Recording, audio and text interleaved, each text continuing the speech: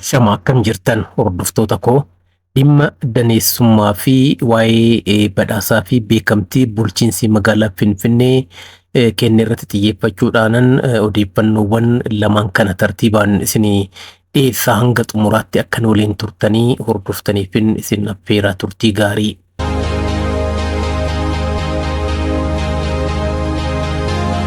Daneessummaan birmadummaa hunda galeessaaf jedhagaa odeeffannoon duraa daneessummaan humna tokkummaa keenyaati. Misoomaa fi nageenya waaraa mirkaneessuuf iccitiin milkaa'ina keenya guddichi humna daneessummaa keessa jiru akka carraa gaariitti fayyadamuudhaan miidhagina keenya ol qabnee birmadummaa hunda galeessaaf dhaabbachuudha. Kanaafis anniisaa amansiisaan seenessa waloo tokkummaa biyyaalessaa ittiin cimsinu daneessummaa birmadummaa hunda galeessaaf oolchuudha. Dhugaadha biyya keenya keessatti egaa haalli qabatamaan jiru kan mirkaneessu kanadha. Itoophiyaan biyya sabdaneessaati. Sabaaf sablammoota hedduu keessa jiraata. Humnoonni kana haaluuf socho'an akka jiran kan beekamu ta'ullee dhugaa kana egaa gonkumaa hambisuu hin danda'anii saboonni sablammoonni fi uummattoonni Itoophiyaa keessa jiraatan danuudha. Egaa daneessummaan kun egaa sababa kanaan kabajamuu qaba. Kana kan hin kabajne egaa diinummaadhaan kanneen socho'aa jiranidha. Akkuma beekamu sabdaneessi bu'uura Itoophiyaati. Saboonni sablammoonni fi uummattoonni Itoophiyaa keessa jiraatan egaa tokkummaa Itoophiyaatiif bu'uuradha isaanii. Isaan malee Itoophiyaan miidhaguu hin dandeessu. Itoophiyaan itti fufiinsa qabaachuu hin dandeessu. Itoophiyaan diina ishee yeroo adda addaatti itti gaman ofirraa qolachuu kan dandeessu uummattoota biyya keessa jiranii waan ta'eef sabdaneessummaadhaaf kabaja olaanaa kennuunii fi ulfeessuun barbaachisaadha. Egaa kanumarraa ka'uudhaan waa'ee sabdaneessummaa irratti xiyyeeffachuudhaan mootummaan badhaadhinaan hoogganamaa jiru itti xiyyeeffatee kan hojjetaa jiru jechaadha. Guyyoota qaamni keessatti moggaafaman keessaa egaa inni tokko dhimma daneessaa irratti kan xiyyeeffatedha. Kanarratti bu'uuraa'uudhaan egaa ergaawwan adda addaa darbaniiru. Hooggantoonni adda addaa dhimma sabdaneessaa irratti xiyyeeffachuudhaan ergaan dabarsan dhugumatti kan baay'ee namatti toludha. Muummichi ministeeraa Dr. Abiyyi Ahmedis egaa guyyaa daneessummaa ilaalchisuudhaan ergaa dabarsaniin Itoophiyaan biyya saboota hedduu, afaanota hedduu, aadaawwan hedduu, amantaawwan hedduu, qaroominoota hedduu, gootota hedduuti jedhanii Itoophiyaan daneettidha jedhaniiru. Muummichi ministeeraa ergaa guyyaa kana ilaalchisuudhaan dabarsaniin hunduu nooyin noof kan kennaman keenyadha. Hundayyuu ni kabajna. Hundaanuu ni boonna jedhan Dr. Abiyyi. Sabdaneessummaan keenya bifa keenya, tokkummaan keenya immoo waa'ee jiraachuu keenyaati. Kennaawwan danummaa kunneen biyya tokko Itoophiyaatti kan argamanidha. Kaayyoon keenya hawaasa siyaasaa fi dinagdee tokko ijaaruudha. Galmi keenya badhaadhina Itoophiyaati. Tokkummaan keenya kanadha. Daneessota facaanee miti. Akaakuu walitti baqne tokkos miti. Nuti Itoophiyaanota tokkummaa sabdaneessa qabnudha jedhaniiru. Muummichi ministeeraa Itoophiyaa Dr. Abiyyi Ahmed guyyaa daneessummaa irratti xiyyeeffachuudhaan ergaa dabarsaniin. Egaa akkuma isinitti hime humnoonni adda addaa daneessummaa balaleeffatan Itoophiyaa keessas ta'ee Itoophiyaadhaan ala kan socho'aa jiran akka jiran ni beekama. Garuu immoo daneessummaa dura dhaabbachuu hin danda'an. Halaaluma dhaabbatanii wacu malee gonkumaa dura dhaabbachuudhaaf onnee hin qaban. Daneessummaan Itoophiyaa keessa kanaan duras ture. Har'as jira, gara fuulduraas kan itti fufu ta'a jechaadha. Humnoonni halaala ta'anii daneessummaa balaaleffatanii daneessummaa irratti wacan wanti fiduu danda'an akka hin jirre beekamaadha. Egaa haala kanaan guyyaa kanas kabajuun barbaachisaadha. Inni kun ammoo waggaa waggaadhaan taatiiwwan adda addaatiin kan cimaa jiru ta'uunsaa beekamaadha.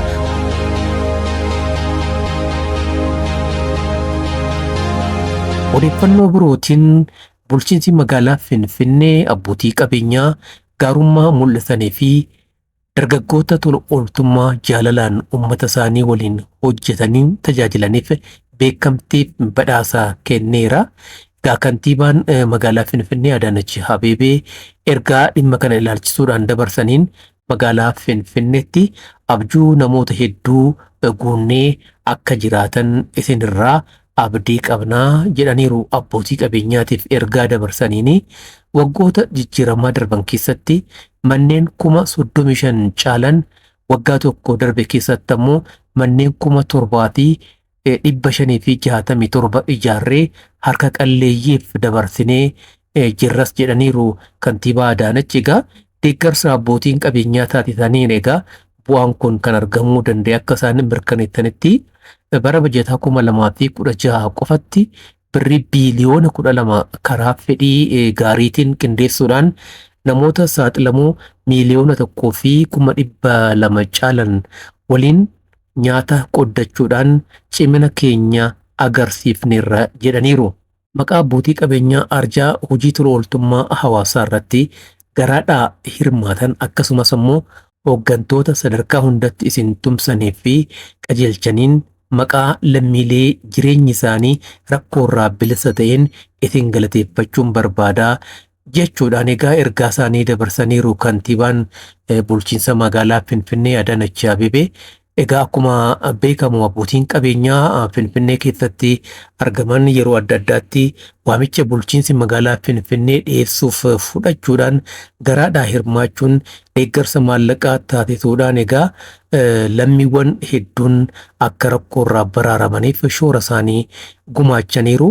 Haala kanaan egaa lammiiwwaniif deeggarsa taasisuun gara fuulduraattis cimee kan itti fufu ta'uunsaa beekamaadha. Egaa abbootiin qabeenyaa Finfinnee keessatti argaman kan Finfinnee keessaa qofa odoo hin taane rakkoowwan namtolchee fi uumamaa iddoowwan adda addaatti naannolee adda addaa keessatti wayitii uumamanittis egaa hirmaannaa taasisuudhaan maallaqa isaanii gumaachuudhaan deeggarsa kan taasisan ta'uun isaanii beekamaadha. Inni kun ammoo akka biyyaatti hedduu kan nama boonsudha. Abbootiin qabeenyaa humna gahaa horatanii hojii ofiif damee adda addaatiin gaggeessan irra darbuudhaan lammiiwwan rakkatan biyyi yoo rakkoon itti uumamu gufuuwwan adda addaa yoo uumamanitti deeggarsa maallaqaa taasisuudhaan hirmaannaan isaan taasisan hedduu kan nama boonsudha. Egaa inni kun gara fuulduraattis akka itti fufu beekamaadha.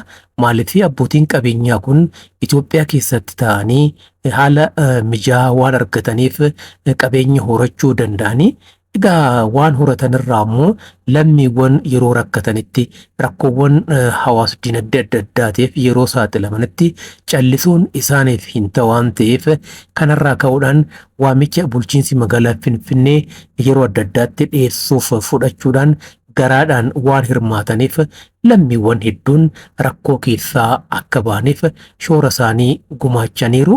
Egaa kana ka'umsa taasifachuudhaan bulchiinsi magaalaa Finfinnee galataa fi beekamtii kenneeraa fi waan ta'uu qabudha. Kuni gara fuulduraattis qaamota adda addaa hojii gaarii hojjetan hojii hawaasni irraa fayyadamuuf shoora isaanii gumaachaniif badhaasa kennuunii fi beekamtii kennuun barbaachisaadha. Bulchiinsi magaalaa Finfinnee waan gaarii hojjetee milkaa'ina argachuu kan danda'e egaa deeggarsa abbootiin qabeenyaa taasisanii waan ta'eef haala kanaan beekamtii kennuun badhaasuun dhugumatti waan gaariidha. Magaalaa Finfinnee egaa gara fuulduraatti misooma amma irratti argamtu babal'isuudhaaf hirmaannaan abbootii qabeenyaa kallattii adda addaatiin murteessaadha waan ta'eef kana jajjabeessuun beekamtii kennuun waan dansaadha yaada jedhuun qaba. Egaa gama kootiin odeeffannoowwan lamaan kanan isiniif qooduuf dhufe ammaa fi waan hordoftaniif hedduun isin galatoomfadha. Hordoftoota koo chaanaliin kun namoota biroo birattis beekamuu akka danda'uuf namoonni subscribe hin goone akka subscribe gootan isin gaafadha kabajaanii akkasumas like godhaa yoo kana gootan namoota biroo biratti haala salphaa ta'een gahuu danda'a waan ta'eef kanaan hirmaadhaa yaadas kennuu ni dandeessu. waan fooyya'uu qaba, waan itti dabaluu qabu, akkasumas ammoo wantoota sirraa'uu qabu jettanii yaaddan iddoo yaadni itti barreeffamu irratti yaada keessan akka barreessitaniifin kabajaan isin affeeraa. Galatooma fayyaa ta'a.